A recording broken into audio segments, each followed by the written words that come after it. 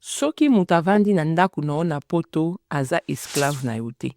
Boyoka message oyo ndeko na biso ya mwasi mutu atindelinga alobi na partage yango ekesunga bandeko ebele. Ye aya poto aza ana poto moto abengisa ye leki na ye ya mwasi. Abengisa ye na poto kokoma komi na poto azalaki bien makasi. Balaki na problème moko te. Donc na libandeli kaka ezala yaya kipe na biloko ye moto abengisa ye na poto. Donc leki abengisi yaya abimisi bambonga babie bambongo lika nde kobengisa moto na poto a partir ya Congo koya na poto yaka difficile. Abengisaki ye baye yaya ye pe na biloko glaciaire. Aye okuta leki na ye asalaka aza na bana na mobali. Normal, moto asalaka yaya tikaka na ndaku, asukulaka bana, alambaka, atindaka bana na classe, donc yaya kipaka nyonso. Bavandi 1 mois, 2 mois, ça va. 3 mois, 4 mois, ça va. Leki akomi sikoyo ko lekisa mayele. Akovanda mwana asali popo. Yaya longola na okata mwana ane.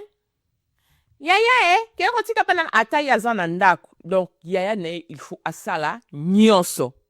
Yaya na pe abande koloba te po yebi système poto ndenge ezalaka te. Yaya asalaka. Asalaka na ye tout. Yaya sala bula na uti no na lembi muzangi parce la melanga na fufu kaka bongo. Et comme plus grave. Joue on ezalaka cher. Ko simba joue on te. Nana meligi. Nana yenino. Donc chocolat oyo akomi ko monisa yaya na ebi mona meso. Ezala za na ndako ake classe te. Keko tika bana na classe. Mobile na koya. Lambela mobile na nga fufu. Donc ekomaka kaka bongo. Ya nazomi tuna. Oyo akomi singai boy. Pona ye na ndako na ye donc ye mtafutelinga mbongo ya poto. Fona nyoko maboye toni. Bavandi. Yaya akokite.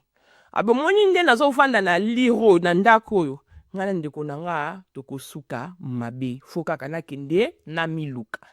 Yaya beta inane. Leki abwaki sengunda te lokote. Donc atindi na gauche atindi na droite abaluse. Ye pa komi kotuna. Inane na bwaka ngunda te. Imo soki lelo problème. Soki ba refulenga. Refulanga te. Kakabo. Nde yaya moni moyen ezate. Asima nzela na ye abima. Kandi na batama akomi kobenga tubayaka kozwa. Wana nini bayaka aluka ka place akolala. Lelo tozoloba. Yaya azwa na ye mukanda. Abota. Avanda na akuta na mobali. Abota na bana na ye misatu.